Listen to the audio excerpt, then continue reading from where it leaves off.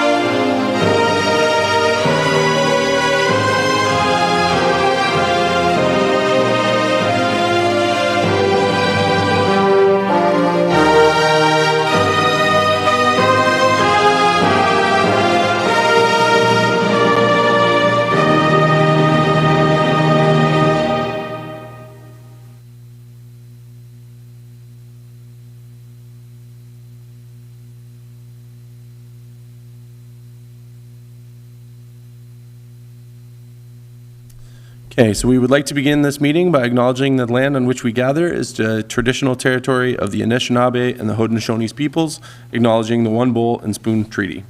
Are there any disclosures of pecuniary interest? Okay, seeing none, so please note that these meetings proceedings are being broadcast live, recorded, and made available through the Township website and youtube.com. We'll be having the Earth Day tree giveaway on Saturday, April 25th. At 8 a.m. to noon, or earlier if all the trees are given away. The location will be 31976 Sugarloaf Street, right next to the Public Works Department. Trees available will be 100 hackberry trees, 100 red maples, 100 sycamore, and 100 black cherry. Proof of residency is required, and there is a 2-tree maximum while quantities last. Our next regular council meeting is Tuesday, May 5th. 2026 at 6:30 p.m. Tomorrow morning, Niagara Regional Corporate Services meets at 9:30 a.m. The Niagara Peninsula Conservation Authority Board has begun its floodplain mapping under the Upper Welland River watershed. Residents can follow updates and learn more through the Get Involved NPCA portal. And the Niagara Peninsula Conservation Authority Finance also meets tomorrow afternoon. Okay, are there any announcements or remarks from members of council? Okay, seeing none. Okay, we're going to move into the adoption of the previous council minutes. So I have a motion that the minutes of the regular meeting of council held March 24th, 2026 be adopted as circulated. Can I have a mover and seconder? Councilor McClellan? Councilor Anderson, thank you. Any discussion? Seeing none, I'll call the question. All in favor? Opposed? That is carried. Okay, so now we're going to move into the public meeting. So we have a public meeting this evening for our official plan update. In accordance with the Planning Act, a public meeting is held to present information regarding the official plan update to the public and for council to receive comments from the public. Staff will not make a recommendation and council will not make a decision on the official plan update at this evening's public meeting. A planning report will be brought forward by staff and considered by council at a later date. As a member of the public, you are welcome to request to be notified of any future meetings respecting the proposed amendment. Please provide your contact information on the sign-in sheet located at the back of council chambers. Please be advised that the sign-in information will form part of the public record for this project. I will now ask the Manager of Community and Development Services to speak to the staff report and provide details on the purpose of the official plan update and any written comments received. Thank you, and good evening, Mr. Mayor and members of council. The Township of Wainfleet is undertaking a comprehensive review and update of its official plan as required under the Planning Act. Our current official plan, approved in 2016, no longer reflects recent updates to provincial legislation. On November 18th, 2025, the Township retained GSP Group to lead this work. The gap analysis report before you this evening represents the first phase in the official plan review. It identifies where our existing policies are outdated, misaligned, or required strengthening to better guide future growth, protect our agriculture and environmental resources, and support a complete and sustainable community. For further detail, I would refer Council to my corresponding staff report, CDS 002-2026, which is included on tonight's agenda. With respect to comments, in accordance with the Planning Act, notice of this special meeting was posted in the Niagara Region Daily's newspapers on March the 5th and March 13th. The notice was also posted on the Township's website and shared on Township's social media platforms. No written public comments had been received. The notice was circulated to external agencies and internal departments for review and comments on March 3rd. The following comments have been received by the Planning Department as of the 8th of April. Enbridge Gas noted no objection to the proposal, however, reserved the right to amend or remove development conditions. The Mississaugas of the Credit First Nation noted that they are treaty holders of the land on which the Township of Wainfleet is located. Their consulting team provided standard information regarding municipal official plan input and requested an introductory meeting with Township staff. Tonight's special meeting represents the first statutory public consultation step in the official plan review process. It is intended to provide information to Council and the public, present the findings of the gap analysis, and gather input to inform the next phase of the review. No decisions will be made this evening. So at this time, I would like to introduce our consulting team from GSP Group, Mr. Craig Rowe, Project Manager, and Mr. Steve Weaver, Senior Project Advisor, who will present the findings of the gap analysis.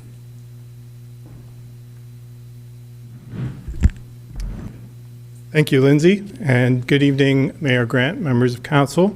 Pleased to be with you tonight to provide an overview of the official plan project, and more importantly, we're here tonight to receive some initial comments as well. Before I turn it over to Craig to give you some more details, I have a few quick introductory comments about our firm. We have worked with the township in the past on a recreation master plan many years ago. It's great to be back with you. Craig is closely familiar with the township as well, having done work with the Niagara region in the past. GSP is an urban design, planning, and landscape architecture firm. We do this kind of work in many municipalities throughout southwestern Ontario, particularly for smaller urban and rural municipalities. We do have offices in Hamilton and Kitchener. Craig is leading the project from our office in Hamilton, and our team has worked on planning applications here, as I mentioned, in the past. We're here to assist the township with preparing the new official plan, and in parallel with that, a parks plan as well. And really that's intended to provide council and the community with an updated guide and framework for future growth and development. There is a website about our firm as well, if anyone's interested in seeing more about our team and projects. We do have one other member of our team who's working steadily away at the official plan project as well, and did a lot of the legwork in the gap analysis report that's in your agenda package. Patrick Casey is a policy planner in our office, and of course working with Lindsay and Sarah as the project team with the township. I think the mayor and Lindsay have generally covered the purpose of the meeting, but just to reiterate that we are formally kicking off the process tonight with council and the public. Craig will provide a bit more information about some of the legislative and policy context and how that's changed since your current official plan was prepared. Some of the key areas that are being reviewed as part of the official plan update, the results of that gap analysis report that I mentioned earlier, which did a careful analysis of your current official plan and areas that need some changes, and then some additional information about the overall process, timeline, and next steps. And as I mentioned, importantly, this is an initial opportunity for some open discussion, and we want to hear from council and the public about any key themes or areas that you think need to be considered as part of this official plan process, as well as any ideas and thoughts you have about the vision for the township. So at this point, I'll turn it over to Craig to tell you a little bit more about what an official plan is all about. Great. Thank you very much, Steve. It's a pleasure to be back in Wainfleet. I first cut my teeth on the Wainfleet OP back in 2012, so it's great to be back and continuing the work with the township. So what I'm going to cover off is just a little bit of the background context about how the official plan operates, why we're doing the update. As we go through some of that formality, then we're going to get into the gap analysis report, which is appended to the staff report.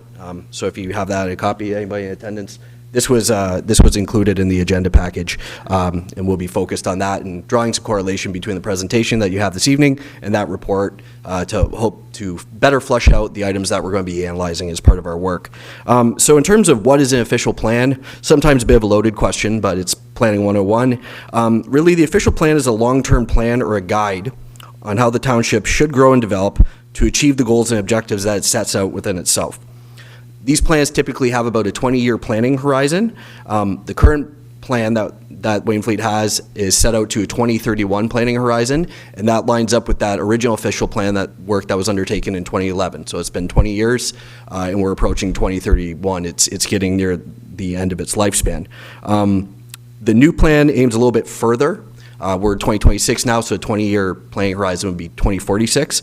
The new plan is going to be aiming out to 2051, and the reason for that is that we do have population employment projections that were prepared as part of Niagara Region's update to their official plan. We're either able to use those projections or the ones that could be provided by the Ministry of Finance with the province.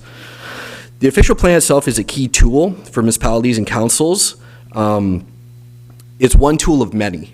Councils have the ability to have council strategic plans, community improvement plans, development charges. All of these work together to help achieve the goals that are set out in the official plan.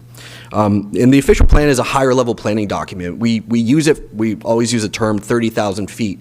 You're not down in the weeds of the planning. You're up at a higher level, understanding how you want the land uses to play out on the ground, and providing a little bit of flexibility, a little bit of nuance in there to allow things to develop a little bit more organically. The goals and objectives that are to be set in an official plan are to be strategic, and they need to be meaningful, otherwise they won't assist in achieving the end goals. The policies that you have in an official plan are typically a mix of firm or restrictive policies. These are usually tied to your legislative elements, things that you must protect, regulations that are found in law. And then you have more enabling policies which provide flexibility or different routes to achieve those different goals. A good official plan is nimble and fair. It balances policies that are needed to avoid things that the township doesn't want, and at the same time having supporting policies that allow the goals and objectives to be achieved in a reasonable manner. So overall, the official plan helps the township manage and review development of proposals by setting out clear expectations for developers and community members so that applications can be processed efficiently and in a manner that supports those overall goals and objectives. It also sets out a framework that assists in the protection of valuable resources, our natural heritage, our aggregate resources, cultural heritage, things of that matter. And then it also directs where hard and soft infrastructure is invested by the township and sometimes other government agencies. Amendments to the official plan are permitted, but a strong plan usually doesn't need to be amended. Having a strong official plan with a clear vision, things that come forward, you should always be working towards those goals. The amendments that you see should be kind of one-off or special scenarios.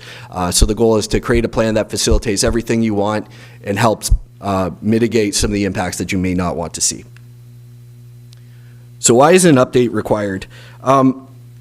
First and foremost, is to set out an updated vision for the township. The plan we're using right now was first formulated in 2011 and didn't see any significant changes all the way up until now. There were some small changes that were made through the review of that official plan and some of the OMB settlements, but nothing that fundamentally changed the vision of that plan. The updates to the official plan are legislated under the Planning Act. They have to be done every 10 years. So right now we're actually 10 years from the last OMB approval, which brought most of the hamlet mapping into force and effect for the township. And we're 15 years from the original adoption, so it's time to look at the policies again and make sure that everything's in line. The official plan must also be updated to address the recent legislative changes that have been set out through Bill 185, which effectively stripped the Niagara region of its planning authority. So now we're in a scenario where The township is in ownership of the Niagara Region's official plan and has new planning responsibilities that it didn't typically have before. So we need to position the official plan in a way that can execute on those responsibilities.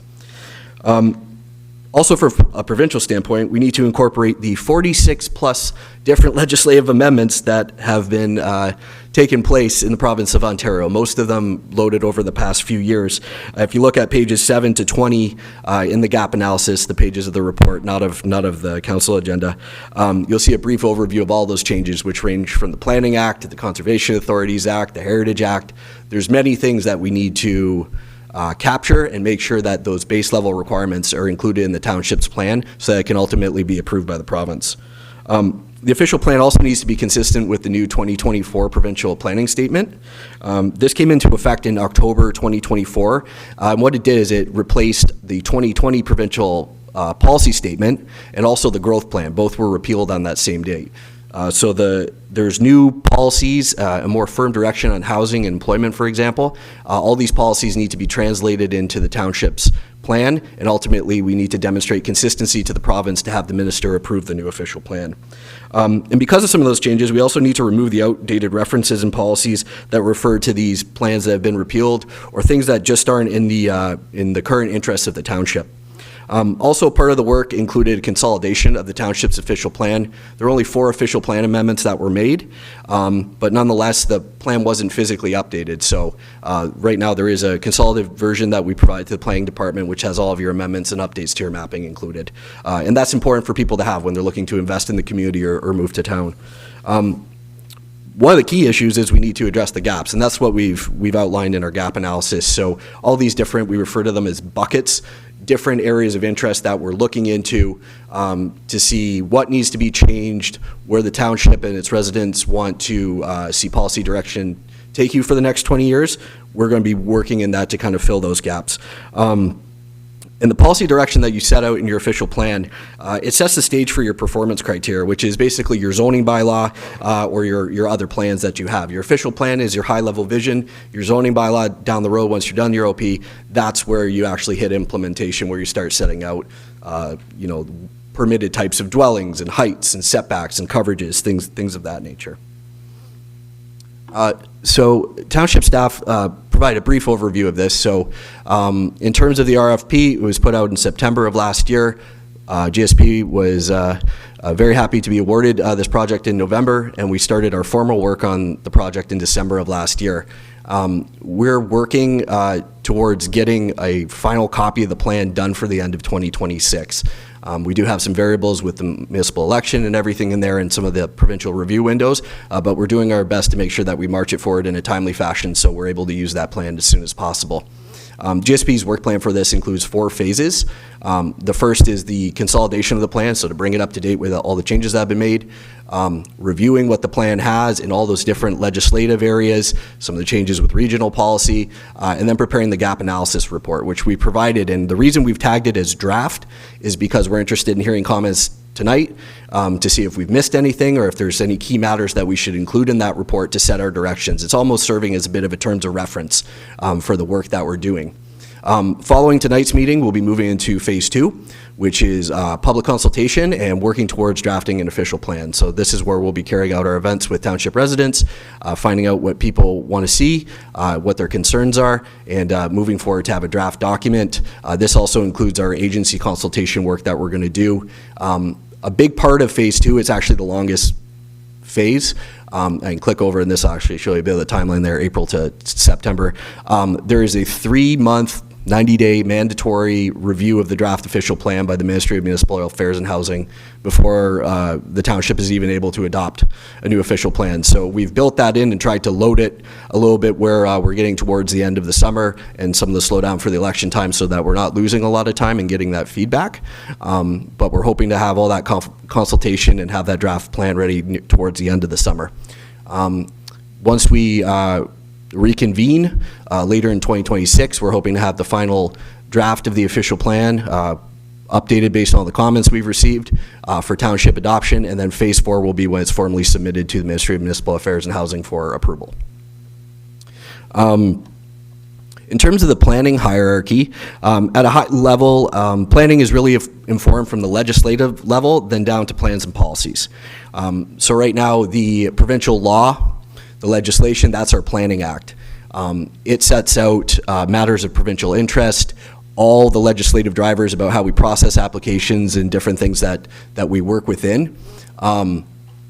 And then it trickles down to provincial plans. So as I noted, we now have the provincial planning statement. And this is the policy document of the province that implements matters of provincial interest. And then following that, we now have the Niagara official plan and Township official plan, which are on the same level. They're effectively two official plans that are owned by the municipality and need to be considered through every planning decision that we're currently working with.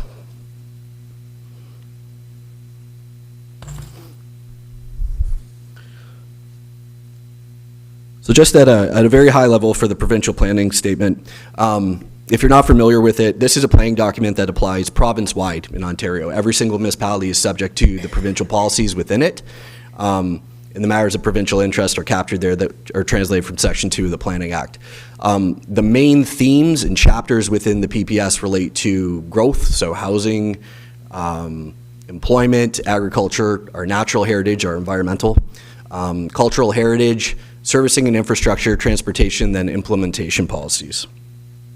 The 2024 PPS has a very strong focus on growth, housing, and employment, and that's been translated in some of the changes that have happened to the plan.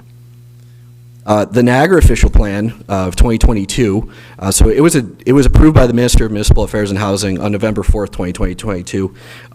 This plan that the region put together was a full project.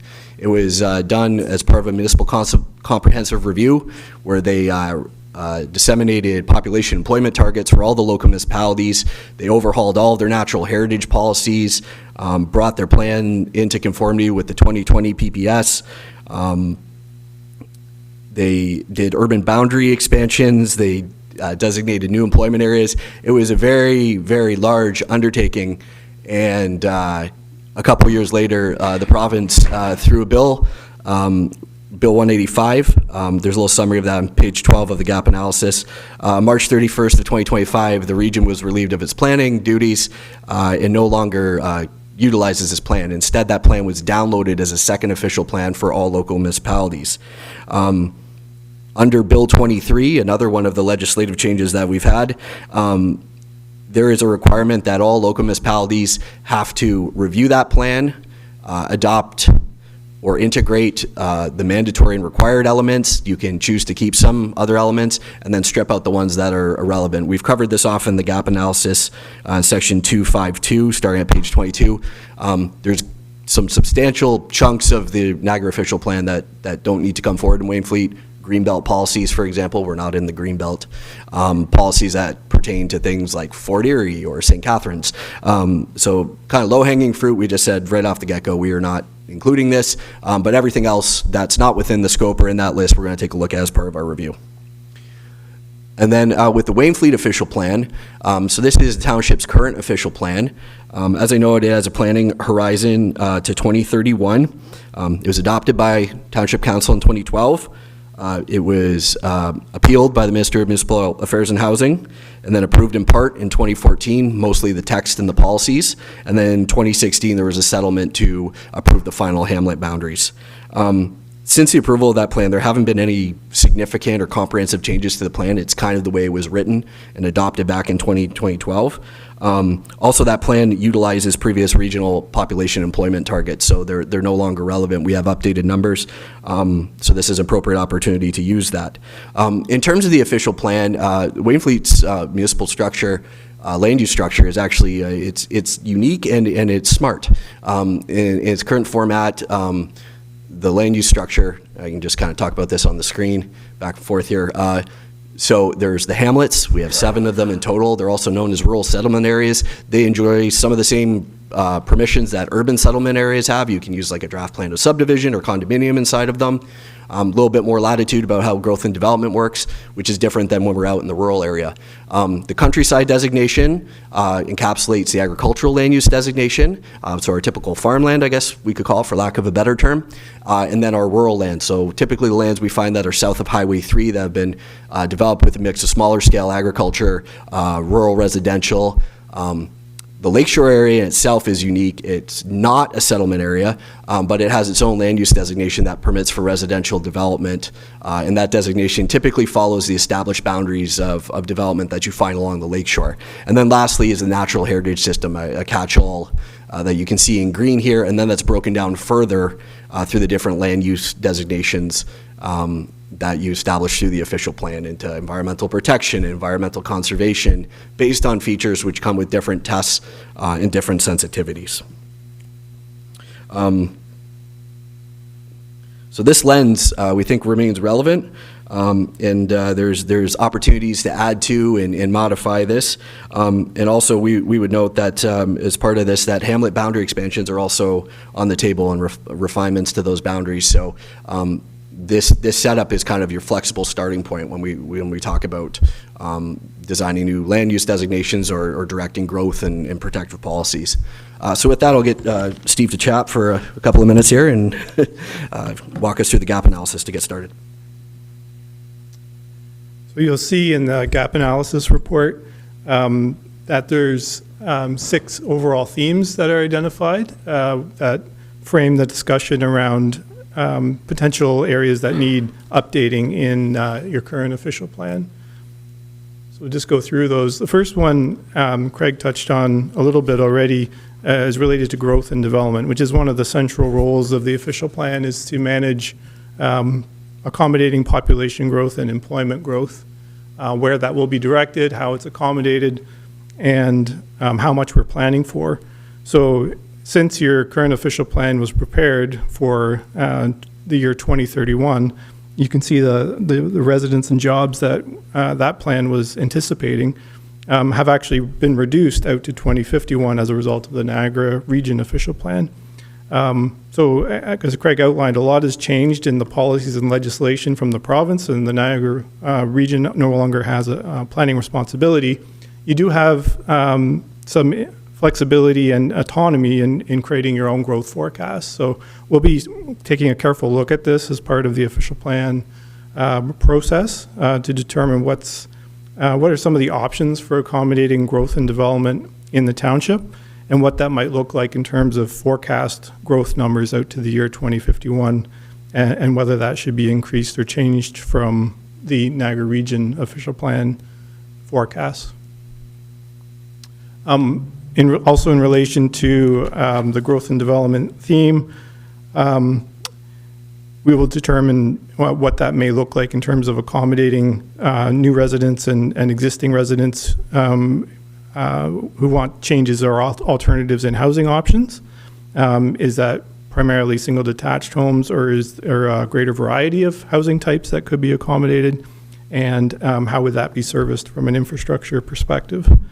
So we'll again, provide some options, analyze those potential opportunities, and recommend some policy direction. One of the areas that legislatively we are required to address in some form is accessory dwelling units, or additional residential units, as they're called in the Planning Act, and what the policy requirements are for those. And what we're really referring to there is, if you have an existing dwelling, what are the requirements for converting the basement or adding a second dwelling unit within the house, and also for a second detached unit on the same property. We'll be looking at the hamlet boundaries, as Craig mentioned, and assessing the most suitable locations for residential and employment growth as well. Obviously, your predominant land use in the township is agriculture, and we want to ensure that's continued to be protected. Wainfleet is prime agricultural land, as much of Niagara Region is, and this review of the agricultural and rural area policies will be primarily about making sure that that's continued to be protected, but also looking at key opportunities for things like on-farm diversified uses, supporting a range of farm sizes and complementary and supportive uses that support your agricultural economy. And some of that's summarized here as well. There's a list of 7 things here, and there are probably others. Some policy alignment issues that we need to address as it relates to direction from the Ontario Ministry of Agriculture and Food, as it relates to minimum parcel sizes and policies and guidelines that the province has developed for agriculture-related and on-farm diversified uses, limited residential opportunities outside of settlements in rural areas as well, and just ways to support the agricultural economy. As we think about growth and development, we obviously need to think about how it will be serviced and where there's opportunities and constraints, not only from a roads perspective, but also in terms of individual lot servicing and communal servicing opportunities. And some of the additional key considerations related to infrastructure and servicing are outlined here as well. And here we're mainly talking about hard infrastructure. How do we ensure that drinking water is provided and wastewater is suitably treated and handled? How we handle stormwater and runoff, impacts to roads, as well as some airport considerations and ensuring their land use in those areas are compatible, but also about more of the soft infrastructure, parks and recreation services that township residents and visitors depend on as well. And at this point, I'll turn it back to Craig to talk about the next theme. Great. Thank you, Steve. So the next item that we're taking a look at is the natural and cultural resources. So Wainfleet has a rich cultural heritage and a wide range of natural resources. I mean, we just need to simply look at the coat of arms on the wall. We can see acknowledgement of the cultural history of Township, but also it's such a large municipality with a very vast natural heritage system. And together, making sure that through updates to the official plan that we protect these resources. In order to do that, we need to have clear policies and accurate mapping, and then understand their importance to the township itself, local residents, our Indigenous communities, and then the broader region, the role that Wainfleet plays. Some of the things that we're going to be looking at that will help us to achieve and protect these resources, first of all, is the archaeological screening tools. There's currently one in the Niagara official plan. It's known as, I believe, Schedule K, so translating that mapping into the township's plan, so we have a starting point for when an archaeological study might be required. Also looking at potential opportunities for archaeological preservation areas of sensitivity. How do we handle them if they're discovered? Some simple updates to the cultural heritage policies, which have changed throughout different iterations of the provincial policy statement, as well as considering some of the Niagara region's official plans. Setting out clear direction in the official plan about duty to consult, reconciliation, and how we engage with our Indigenous communities. Also, the Natural Heritage Review is going to be a big component of this. As I mentioned, Niagara Region did a massive overhaul of their natural heritage mapping. We have copies of that data, and it needs to be ground truthed, and it needs to be packaged in a way that makes sense for the township and made to work in a way that protects the features but also provides clarity to anybody that's looking to develop or farm in the area. Also looking at water resources, updating policies that protect our groundwater, surface water, our wetlands, and our other water-related features.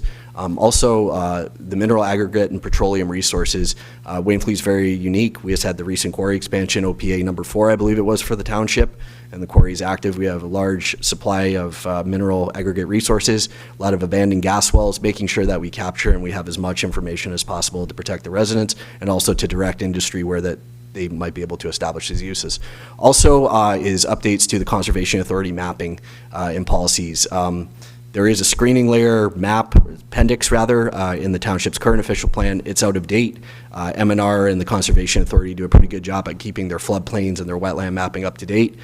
So introducing that so that we have more up-to-date mapping that we can rely on when we're screening for development and things of that nature.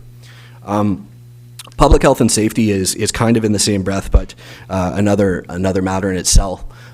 This is, we're going to be looking at matters that relate to natural hazards, human-made hazards, and water quality. All of these play an important role in the township. Natural hazards are probably the easiest way to define them is anything the Conservation Authority would regulate. So your floodplains, your shorelines, your valley systems, and your wetlands. So making sure that our mapping's up to date, our policies are consistent with provincial direction, and then having clear policies at the official plan level that protects those features and indicates how we can work in and around them.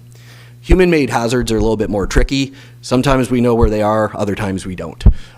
So we'll be looking at making sure that we have clear policies on how we deal with contaminated sites, requirements for remediation and cleanup. Also, a little bit more clear direction on records of site condition, which will be becoming a very common practice with a lot of development. There's a lot of redevelopment occurring, and a lot of times there's studies that need to be done. So some clear direction about when those studies are required and how they're completed. And also excess soil management policies. The region has done a good job in putting that in their 2022 plan. Basically, anytime soil leaves a site, it needs to be sampled to make sure that it's clean. So we need to make sure that we uphold those policies to conform with Environmental Protection Act regulations. And then lastly, water quality, making sure that water resources are protected adequately and enhanced where we can, and then looping in not only just I suppose in the framework of public health and safety when we're looking at hazards, but also just some of our general policy framework about how we manage the water resources that everybody in the township relies on. The last item is implementation and administration. So the recent provincial legislative and policy changes, along with the region's loss of the planning authority, means that the township now plays a larger role in day-to-day planning. So there's a lot more responsibilities that the township has, and we need to make sure that the official plan gives you all the tools that you need to grow towards your objectives and your goals, and to be nimble, and to be a great place for people to come and develop and invest in all of those different elements. So the things that we're going to be looking at, or propose to look at through the gap analysis, is the approval processes. So we're going to be clarifying how amendments are undertaken, different processes associated with as-of-right zoning permissions, for example. Would you need a zoning amendment for on-farm diversified all the time? That could be something that's subject to discussion. Secondary plan policies. In order to have a secondary plan, you need policies that allow you to have a secondary plan. The current official plan doesn't have that. So looking at things like those types of enabling policies, having a policy in place that allows you to do something isn't the same as saying that you're going to do something, but it's important to have these types of policies available should you have the right opportunity and need to use those tools to your benefit. This ties in a little bit with the latest amendment to the legislation, I think, came out last week, where they're trying to standardize official plans. Bill, I'm out of numbers here. I'm not quite sure what the latest number is on it, but there might be some changes to the way that secondary plans are implemented. So we're going to want to make sure that we pay attention to that and we capture the right policy work. Also, we'll look at minor bylaws and delegated authority. So this is where we provide, through policy, an opportunity for some of the standard or more technical approvals to be downloaded to a delegated role of staff or an appointed officer. The joke is how many agricultural purpose-only zoning public meetings do you want to have? Sometimes you can delegate those sorts of bylaws, temporary use bylaws, things of that nature that free up council's time to have more fulsome discussions about core matters, and kind of just the technical things are usually already decided. So it's more to just help with processing, good turnaround business, good processing times, things of that nature. We're also going to look at the development permit and community planning permit systems. Some municipalities do them, others don't. We've seen a more recent uptake with some of the rural municipalities. It's a hybrid between kind of a zoning bylaw amendment and a site plan approval, all done in one shot. So we'll be exploring that with the township and speaking with staff specifically about how that tool might be enacted, or at least probably providing some direction. It's similar to a secondary plan. If you don't have a policy that allows you to use it or undertake it, you can't achieve it, and you'd have to go through a public process to enable it. So it's the right time to look at that. We'll be looking, lastly, at some refinements to site plan control and how that process works. And then there was a large change. Pre-consultation is now an optional process due to changes in the Planning Act. Before, it was required you had to come meet with the municipality before you filed an application. It's elective now. So using the official plan to provide a bit more clarity, whereas if somebody didn't come in for pre-consultation, at least they had a rough idea of what they can expect from the township and what they want to see as part of a complete application. So with that, our next step is we're hoping that everyone in attendance, everyone in the township, council, members of staff continue to work with us and help us shape the new official plan. The plan will be made strong by the input that we get from it. We want to make sure that we understand everyone's interests, and that we can focus this plan on some attainable and significant important goals for the township. So far, we're planning to have 2 public drop-ins. We're looking to find the venues that we're going to do this, a little bit more open format with members of the public. So you can visit the project website. We'll have the postings for that, and there'll be notice that will be used, that will be posted in consultation with township staff. There's also going to be drafts of the documents will be available on the project website. So like the gap analysis, when we finalize it, it'll be posted there as a permanent resource, so we can always refer back to kind of what direction that we're taking with the plan. And at any time, you can, of course, email the official plan at wainfleet.ca.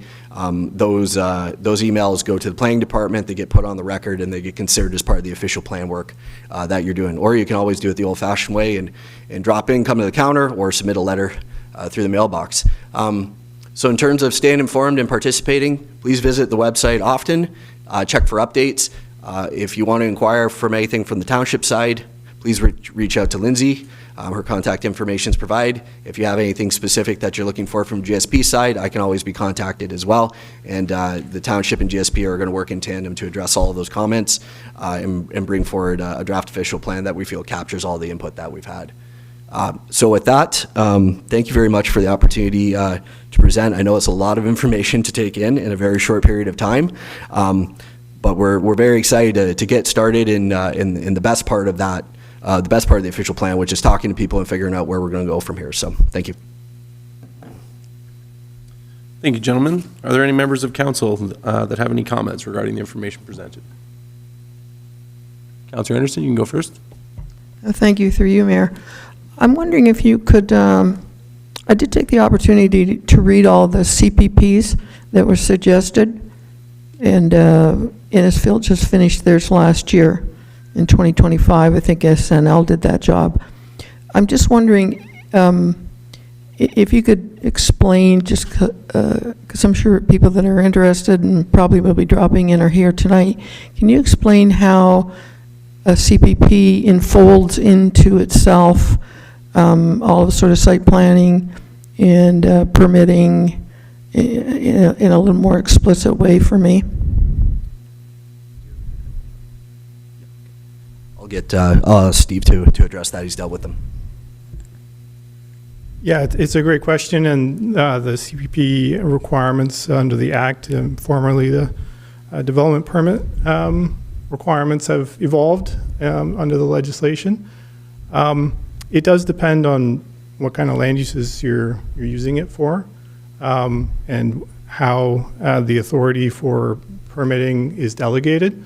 Some of the reasons for implementing that type of system is mostly about trying to streamline and make more efficient the approvals process. And so what it allows is for basically a combined rezoning and site plan process, so that you can address all of your zoning and site planning requirements together in one process, and that most of the interface on that is with the staff level, and allowing things like conditions to be attached to it. So you may not get your full kind of zoning rights established until you've checked certain boxes, which is different than a traditional zoning bylaw amendment where you can either have something or you don't have something in terms of land use permissions and setbacks and all of those things. So it very much marries together a site-specific or property-specific development proposal, all of its setbacks and coverages and height and density and all of those things with the zoning bylaw in one permit process, site plan and zoning together. But as I say, there are some nuances of how it's used and developed from one municipality to the next. I may continue through you, Mayor. So are CPPs mandatory by legislation? No, they're optional. It's a tool in the toolbox that you can use if you want, but you don't have to have a CPP program. I did take sort of notice of Shoreline, Lake of Bays, Innisfil, Collingwood, et cetera. And what I found interesting was that their shoreline indicators are hardly related to our shoreline indicators. They're soft shores, they're vegetated down to the water lines, they can put docks out, boats out. They have no motorboat, no gas, paddle only. So I found that we have shoreline issues here, but they didn't seem to be sort of relevant to the CPPs that were available to be looked at. I'm sure there's lots more. And also, I'm just wondering, does the current sort of planning act or our planning capacity here, is that able to, without a lot of flexing, is that able to adopt the CPP? Through the mayor to the council member, that would be an important question that we would need to review with staff if that's entertained. At the official plan level, we would really just be looking at creating those enabling policies so that if the time and resource needs and all of those things are satisfactory and the township can see a worthwhile benefit of implementing a system like that, that you wouldn't have to go and change the official plan to allow that to happen. You could take the steps under the Planning Act to create that system. But definitely resource needs would have to be carefully considered. So if I may carry on, Mayor, through you. So we could, in the Councilor future. Anderson? Just please be reminded that this is for comments only. So my comment you, is. Councilor is not allowed to ask questions. I can't ask a question. I'm done, thank you. My apologies. Councilor McClellan, go ahead. Thank you. Through you, Mr. Mayor Grant. My question is, we recently had, no, but I want to know how this is going to fix it. No questions. I want to know how this is going to fix it or address it. Just phrase it in a comment. Okay. So how would, yeah, okay. Recently, we had somebody that ran a business for 30-plus years. Our world has gotten smart. He had to get a digital device issued by the provincial government at his business. His business wasn't zoned to do that, although he's been there for 30 years. How are we going to clear this up? Or how do you propose that these things get cleared up? So that's a question. So And we fix that. can we fix that? There you go. It's still a question. You screwed me up. Fix that.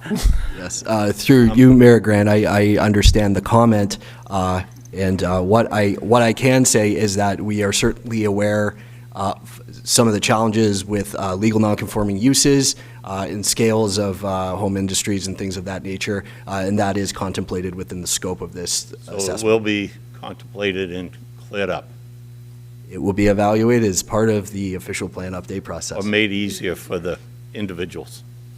Because with these now, everybody knows where you are all the time.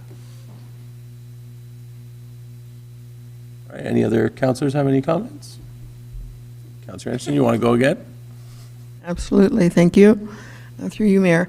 So when we have our two minimum, I suppose, public meetings, are you two gentlemen going to be there? Through Mr. Mayor, I think the comment that I heard is to I'd like to see you at the public meetings. to Is ensure that a that comment? GSP staff is present, and yes, GSP will be hosting the open houses. We will have our staff delegates there so we can hear the stories and comments firsthand, and likely be doing that as well with township staff as part of those endeavors. That's good, thank you. I'm looking forward to that. Councilor McClellan. If we have questions, can we send them to you at your email address?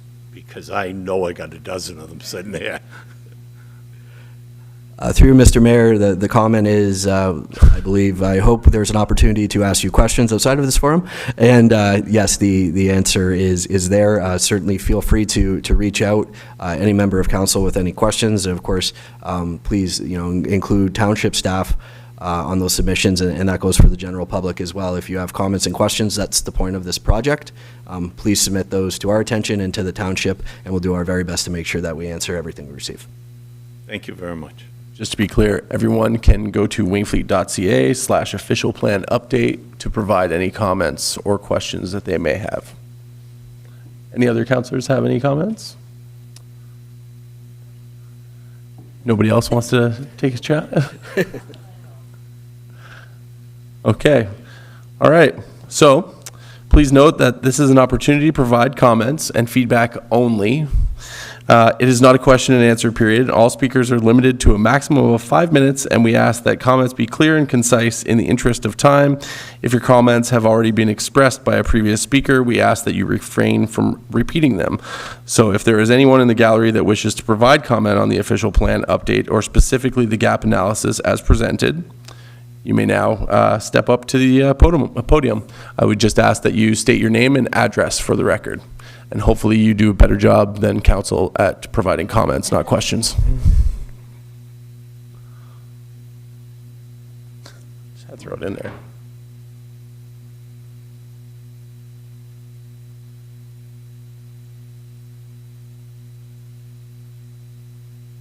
Just push the little red button. Thank you. Thank you. Good evening, Mayor Grant, council and staff. Thank you for the opportunity to comment tonight. My name is Chris Hamilton. I'm a farmer at 73684 Gracie Road in Wainfleet. I'm also proud to serve as the Vice President of the Niagara Federation of Agriculture. I'm here to reaffirm a simple truth. Agriculture is not just part of our heritage, it is essential to our future.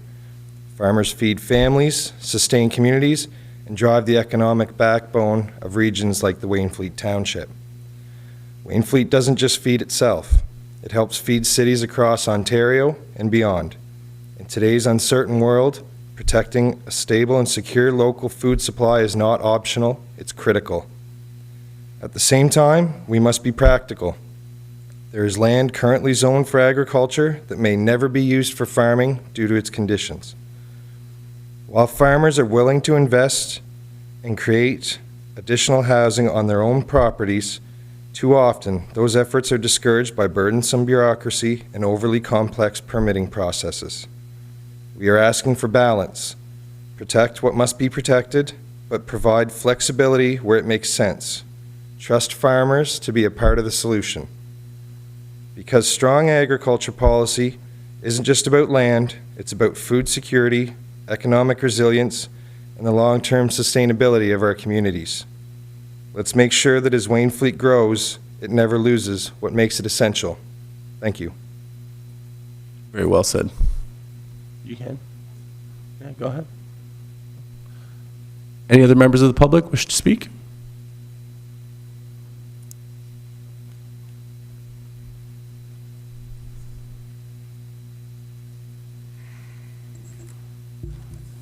While a flip book is handed out, first of all, I just wanted to mention, thank you very much for bringing the boil water advisory into your comments. I don't have to talk about that at all now. As a member living of the community, living under that for the last 20 years, I'm thrilled that you recognize we're not invisible and that you've made it a priority for the plan.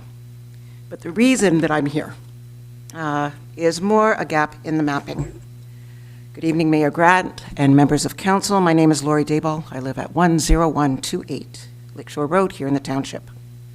I've handed you this flip book. I apologize that it's not electronic, but this was the best way for me right now. And it will help with my presentation. There are a few extra copies if you want to hand them out to others. As seen on page 1 of my handout, our farm is located on the north side of Lakeshore Road. Our west boundary is the road allowance between lots 1 and 2, locally known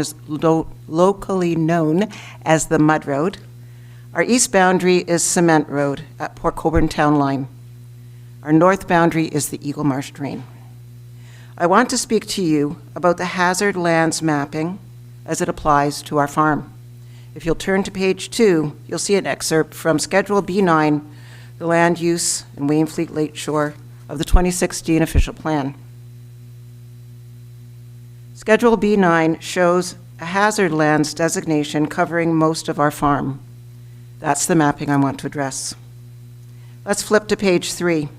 Page 3 uses the NPCA digital terrain model app to show elevation data from that road allowance all the way over through into Port Colborne to Gaspare Drive.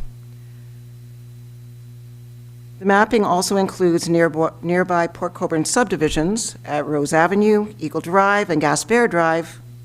Oak Ridge Crescent, Cedar Street on the south side of Lakeshore Road are also shown. The Eagle Marsh Drain forms the north boundary of all of these properties. Let's flip to page 4. What I've done is simply remove the satellite imaging so that you can more clearly see that elevation along Lakeshore Road. You can see that there is a consistent elevation level right from the mud road to Gaspare. It's very clear. On page 5, I've highlighted that.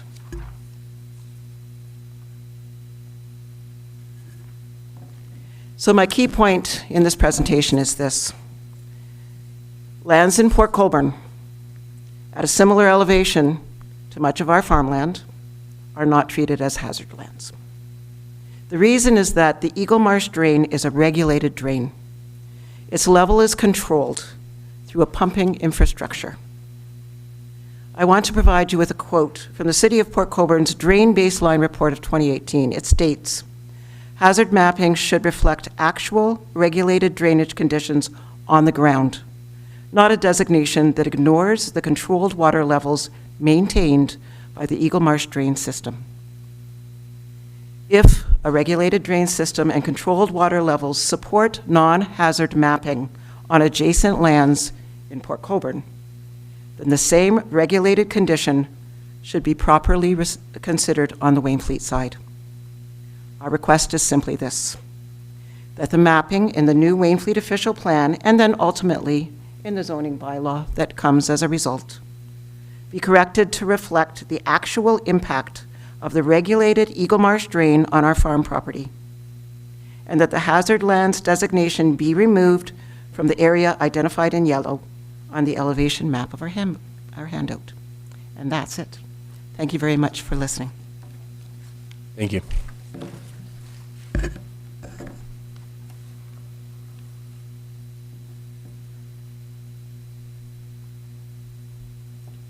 Okay, once again, I'll ask if there's any other members of the public that wish to speak.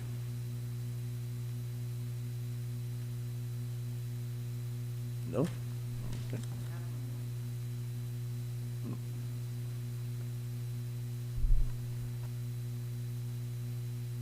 Sorry. Again, my name is Lori Dayball. I live at 10128 Lakeshore Road, and I'd like to speak about road stubs that lead to the Lake Erie shoreline.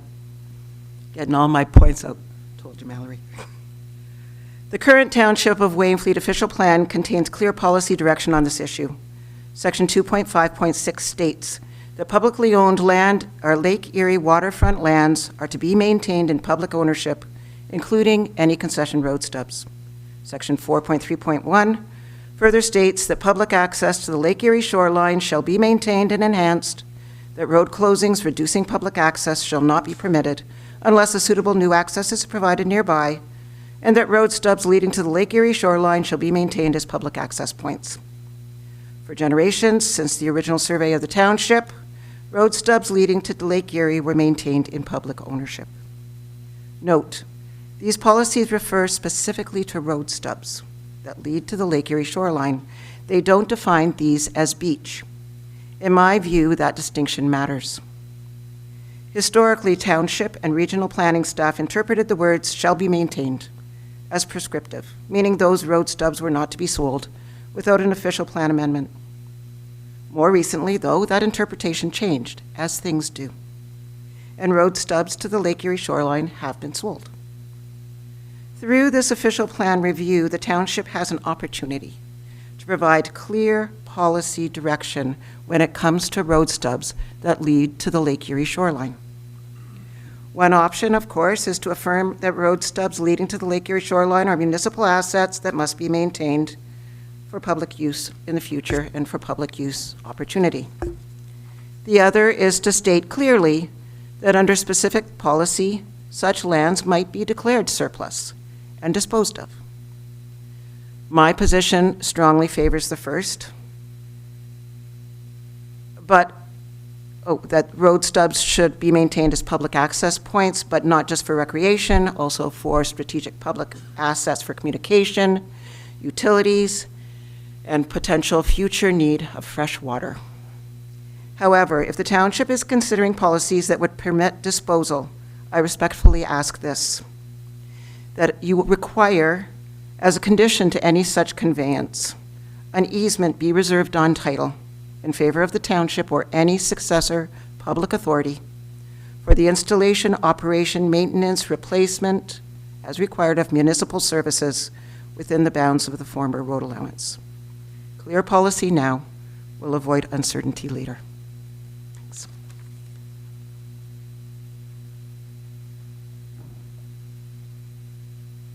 Go ahead.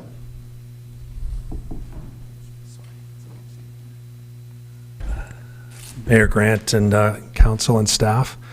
I didn't plan on speaking tonight, but I just want to follow up on a few comments that were made with an additional comment. My name is Greg Chu. I'm the Vice President of the Long Beach Property Owners Association.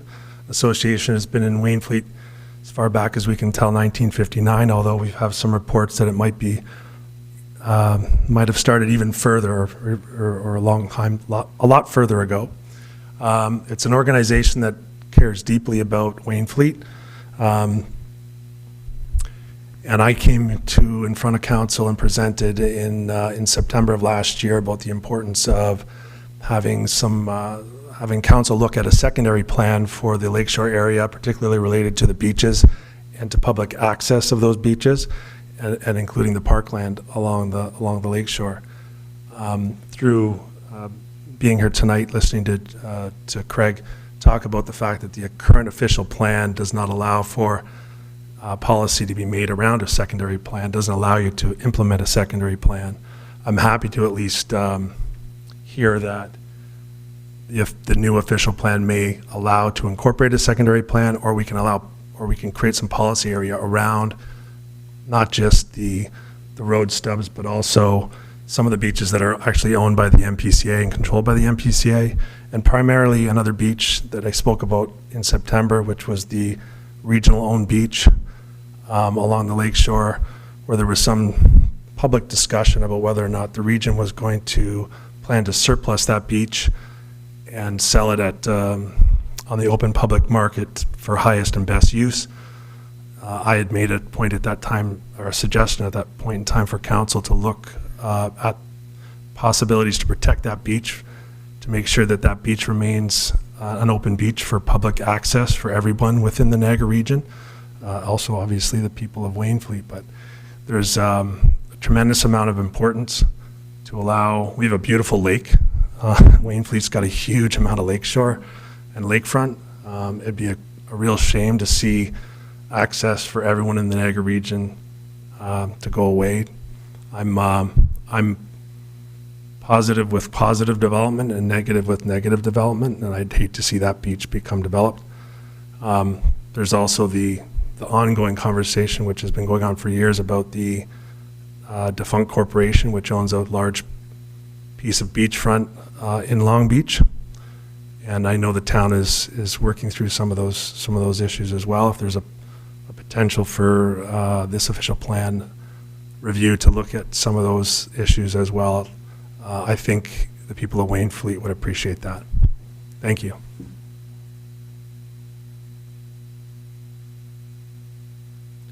Okay, once again, I'll ask if there's any other members of the public that wish to speak.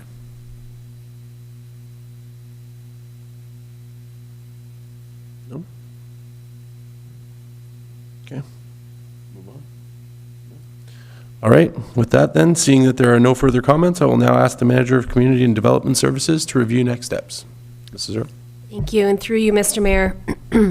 Following this special meeting, the next phases of the official plan review will include additional public consultation to identify the community's vision, refinement of the gap analysis based on feedback as needed, preparation of policy directions and options, a draft official plan preparation, and a statutory adoption process. A future staff report with recommendations and a draft official plan will be presented to council at a later date. It's been noted a couple times tonight, but I'll say it one more time, just noting that there is a specific web page that's been created to keep the public informed of the ongoing project, and that's found at wainfleet.ca/official plan update. The township will continue to provide notice to residents and stakeholders of this important planning work. Thank you.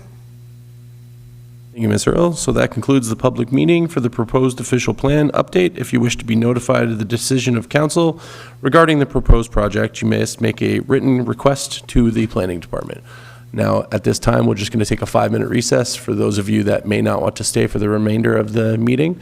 Now would be your opportunity to step out, and in 5 minutes, we'll just resume with the rest of the meeting. Thank you.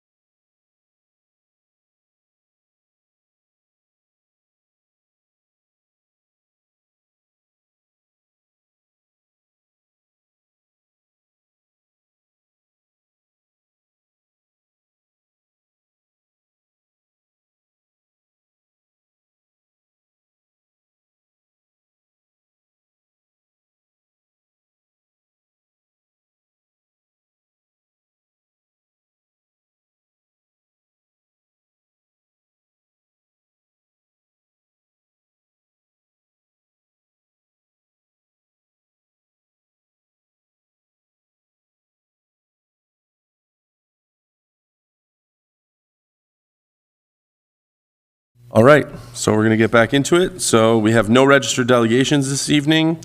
We're going to move into, we have nothing on the consent agenda as well, so we're going to move to staff reports and recommendations.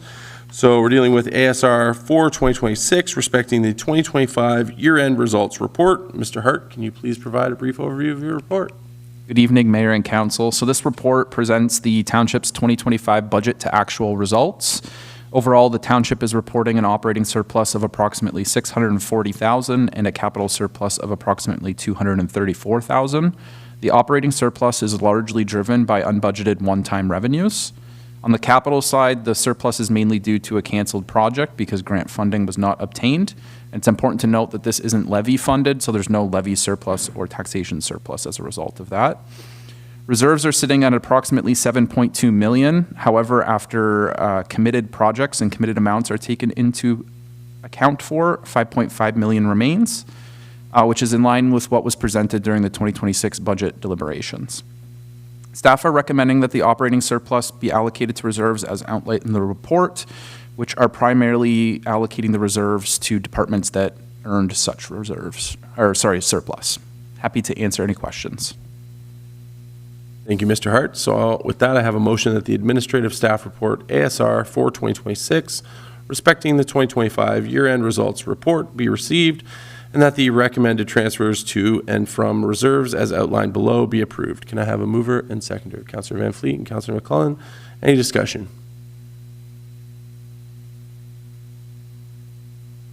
Agreed? Yeah, okay. All right, so seeing none, I will call the question. All in favor? Opposed? All right, that is carried. Okay, next we're going to move into ASR 5 2026, respecting the 2025 Building and Septic Annual Report. Once again, Mr. Hart, can you please provide a brief overview of your report? Thank you. Through you, Mayor. So this is a legislated annual report required under the Building Code Act. It provides information on revenues, costs, and the reserve balance for building services in 2025, and I'm happy to answer any questions you may have. Thank you, Mr. Hart. So with that, I have a motion that the administrative staff report ASR 5 2026 regarding the 2025 Building and Septic Annual Report be received for information. Can I have a mover and seconder? Councillor Anderson, Councillor McClellan, thank you. Any discussion? Okay, seeing none, I'll call the question. All in favor? Opposed? All right, that is carried. Okay, moving into ASR 6 2026, respecting the 2026 property tax rates. Once again, you're a popular guy tonight, Mr. Hart. Can you please provide a brief overview of your report? Thank you. Through you, Mr. Mayor. Now that we have the region and other rates, so this bylaw is just to adopt the Township's 2026 property tax rates and to move the council-approved levy of approximately $10.525 million, which is Township's portion of the overall tax bill. So I'm happy to answer any questions. Thank you, Mr. Hart. So I have a motion that the administrative staff report ASR 6 2026, respecting the 2026 property tax rates be received, and that the council consider the bylaw attached to this report as Appendix A to provide the final property tax rates for 2026 taxation year. Can I have a mover and seconder? Councillor McClellan, Councillor Anderson. Any discussion? Seeing none. Once again, I'll call the question. All in favor? Opposed? That is carried. Okay, so now we're going to move to drainage draft reports, DSR 4 2026, respecting the 2025-2026 drainage program update. Mr. Jemison, can you please provide a brief overview of your report? Great, thank you. Through you, Mr. Mayor, to all of council. So Drainage Staff Report 4 is summarizing the work that was completed on the municipal drains in 2025 and what we have scheduled for 2026. So about 19 kilometers of drains were maintained across the township in 2025, mainly on our consolidated South Wainfleet drain system. In the capital side, we had some major road crossings replaced on Putman Road at the Beezer and Stazer drains. And then on Little Forks Drain, there was some major culvert work done on LC and Metler roads. I'd like to thank the drainage operator for the quality of work that's been completed this year, and to our admin staff at Town Hall for their support through the drainage billing process. So 2026, we have work underway, and the proposed maintenance schedule is looking at about 26 kilometers of maintenance. And then we have about 6 capital projects on the go, so the Algery, Ellsworth, Northeast Consolidated Drains, The Shafley and culvert drains are up for discussion tonight, as well as a major culvert replacement on CSW Drain 13. So I'm happy to receive any comments.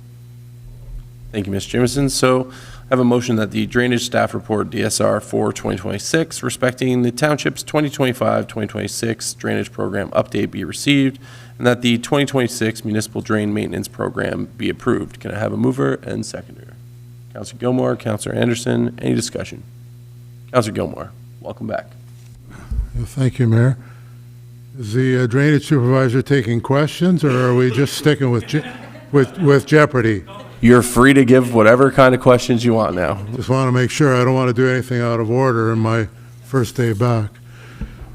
Mark, I'm just curious when we're going to tackle the mill race project.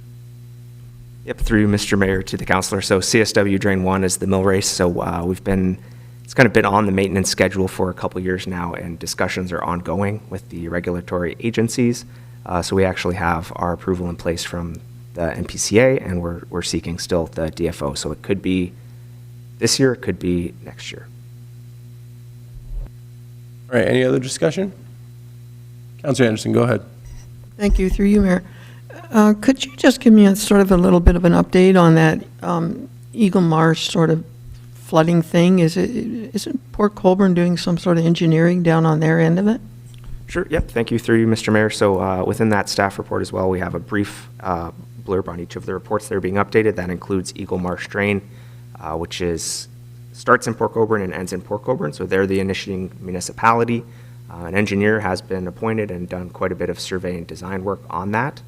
So it's kind of, the ball is right now in Port Colborne's court, waiting to schedule some meetings on that. I believe there's been quite a bit of design work done at the lake and some work done in the direct vicinity of the drain, but not on the drain. So I expect a meeting to be held updating the property owners on that within the next 6 months. So if I might continue, will that costing be solely carried by Port Colborne? Through Mr. Mayor to the councilor, yes. So currently the engineering costs for that project are carried by the city of Port Colborne. Thank you. Any other discussion? Okay, seeing none, then I will call the question. All in favor? Opposed? That is carried. Okay, moving on to DSR 5-2026, respecting the award of tender for drain improvement of the Culver and Shafley municipal drains. Once again, Mr. Jemison, can you please provide a brief overview of your report?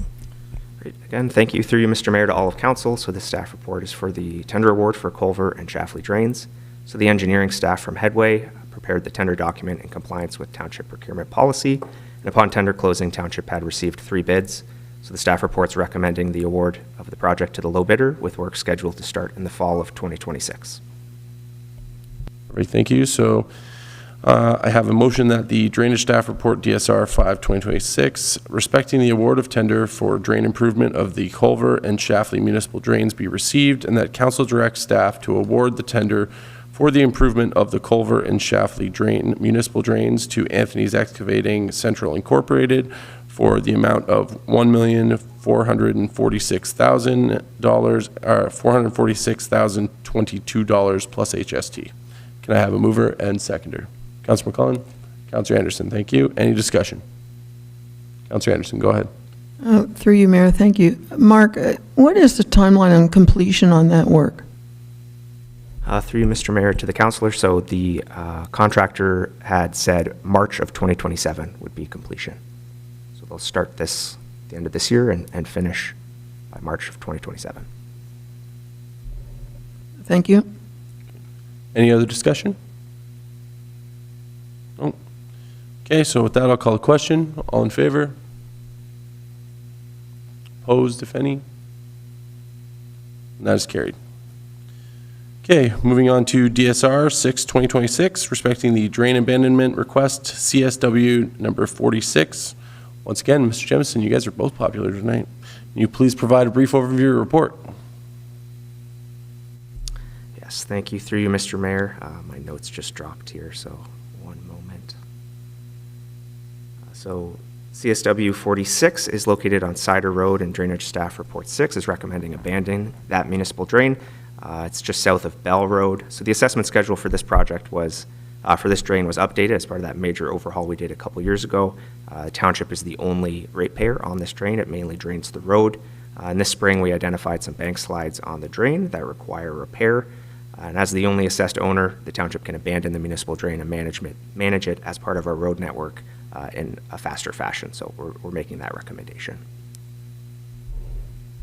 Thank you, Mr. Jemison. So with that, I have a motion that the Drainage Staff Report DSR 6/2026 respecting CSW 46 abandonment report be received and that the draft abandonment bylaw attached as Appendix C be adopted. Can I have a mover and seconder? Councilor McClellan, Councilor Gilmore, thank you. Any discussion? Seeing none, then I'll call the question. All in favor? Opposed? That is carried. Okay, moving into Public Works staff reports. We have PWSR 7/2026 respecting the municipal speed reduction. Mr. Nan, can you please provide a brief overview of your report? Thank you, Your Worship, and members of council. This report's regarding the speed reduction, municipally wide speed reduction. This report is a follow-up to the Public Works Staff Report 22/2025, where we indicated all the legislative staff considered the various options for the reduction of speed limit. And as requested by council at that time, we've now the township has now received the money for the region's Vision Zero initiative in the amount of $11,814. And it can be used for any traffic calming or safety considerations on a road network, which can include anything from signage, guide rails, line painting, or any other traffic calming measures. While council may implement reduced speed limits throughout the municipality, achieving meaningful compliance would require increased enforcement in coordination with Niagara Regional Police and other agencies. At this time, I'm available for any comments or questions from council.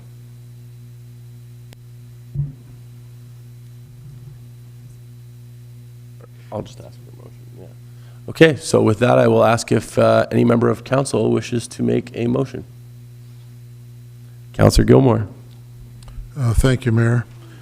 Well, anytime we get a staff report and there's options and there's no recommended option, then I know it's a trap. So, yeah, not a speed trap. I know that, I brought this up a long time ago, and so I'm partly responsible for where we are, maybe mostly responsible. But I guess in considering the whole thing and all the other bureaucratic burdens trying to do something that makes a little bit of common sense, I think the only thing that, or at least in my opinion, the best way to move forward is to just specifically respond to complaints on certain roads.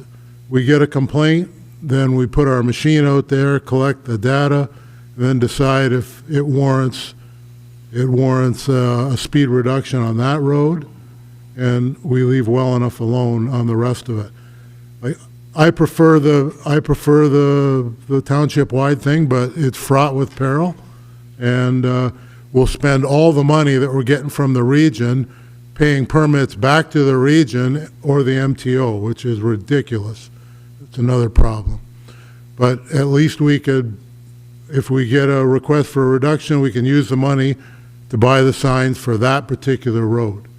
So with that in mind, if something like that is listed in the options, then that's what I would move.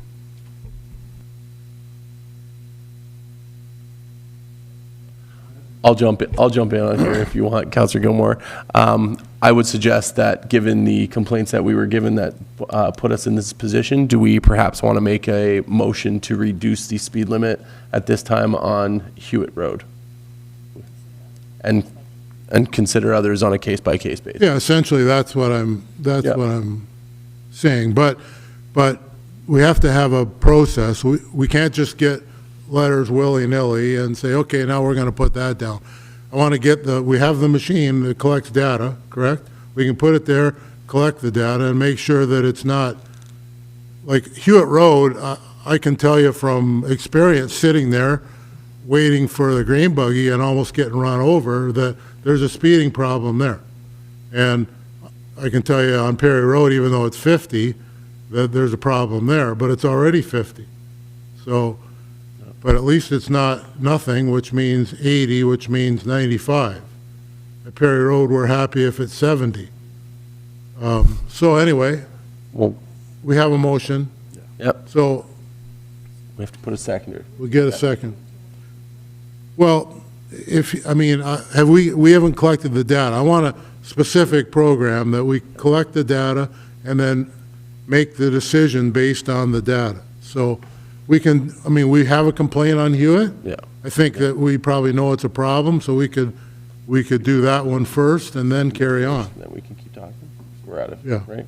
Okay, so we'll just get a seconder for Hewitt, and then we can actually open to proper discussion. Do you want to be the seconder, Councilor McCollum? Okay, so Councilor McCollum will be the seconder.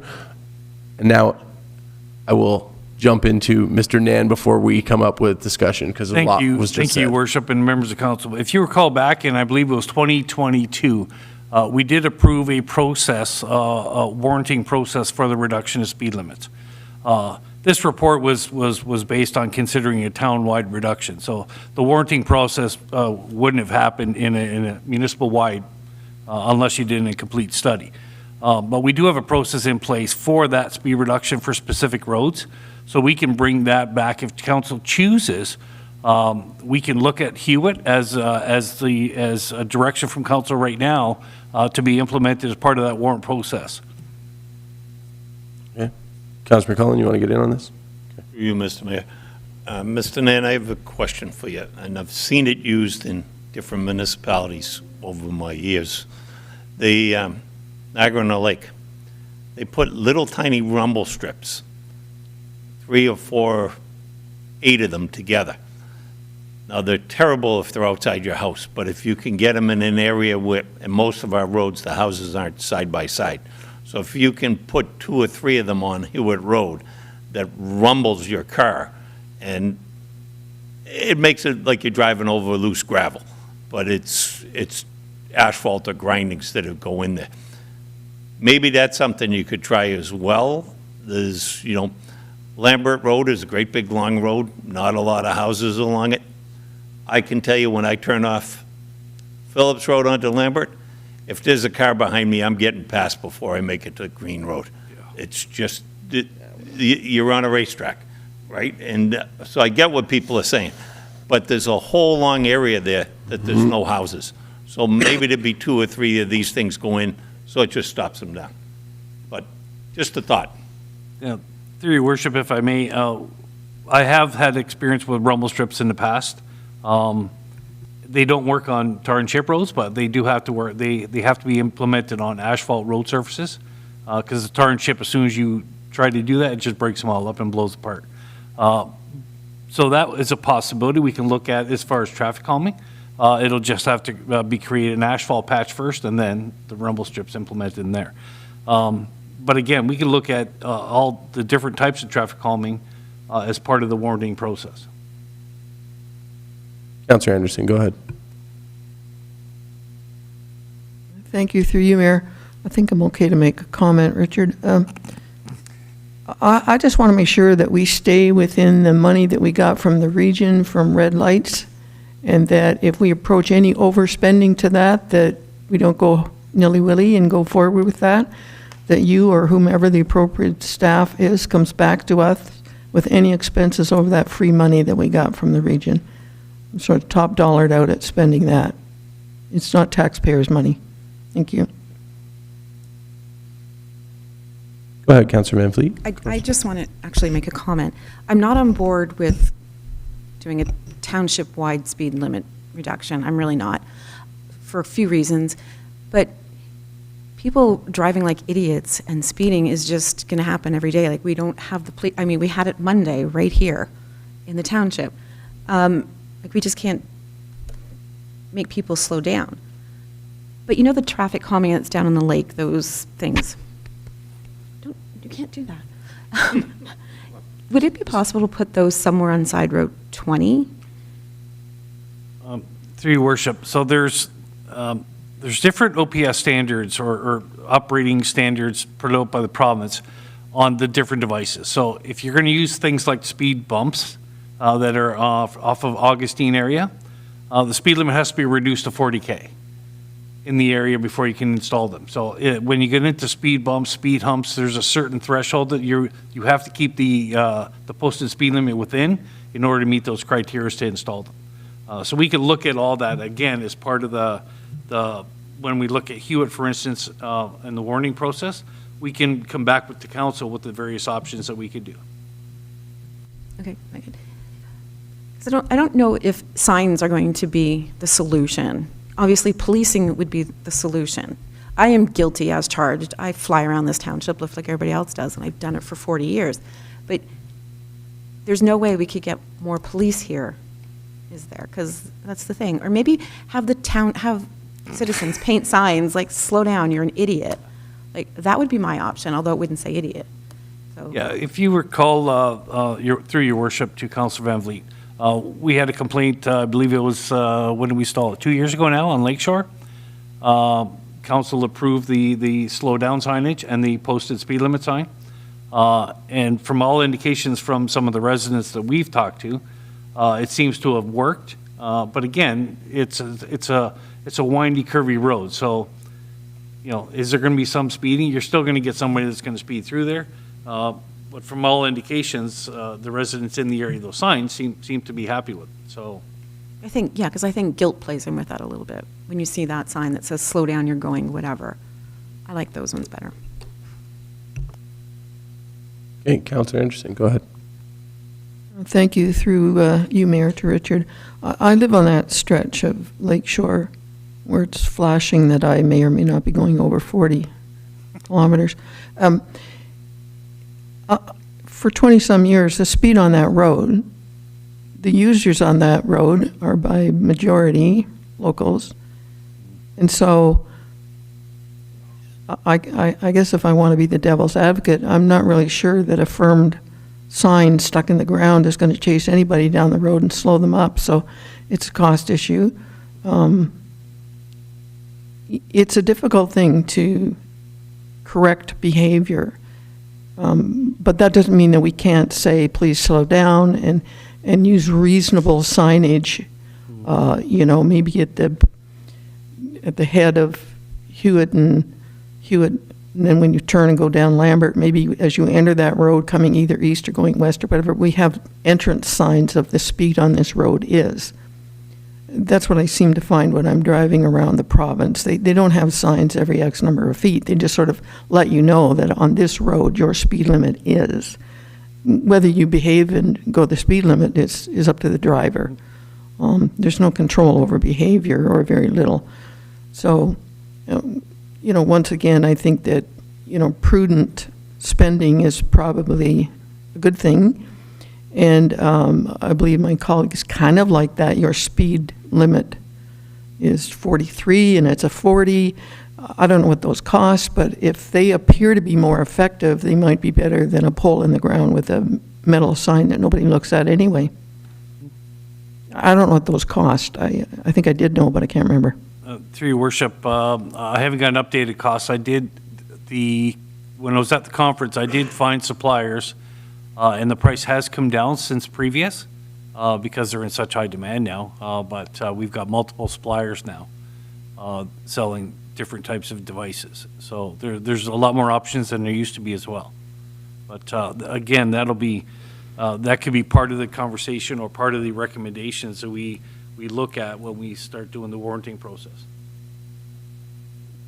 Just to finish off, as long as we stay within that dollar money that came from the region. All right, any other discussion?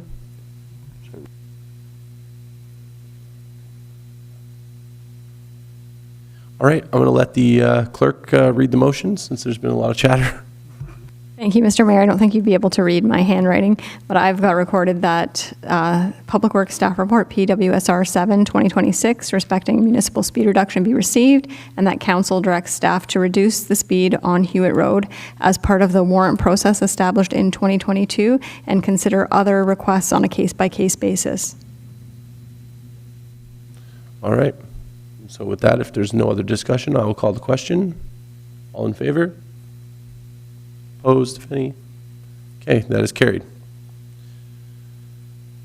Okay, so we're going to review of correspondence. So we have 2 items of correspondence on the agenda for consideration this evening. Correspondence item C066 respecting the ORS certification of Mark Jemison.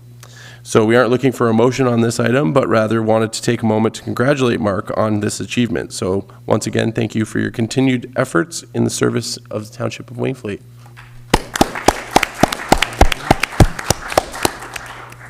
I know you really did not want us to do that, but, you know, took it like a champ. Fantastic.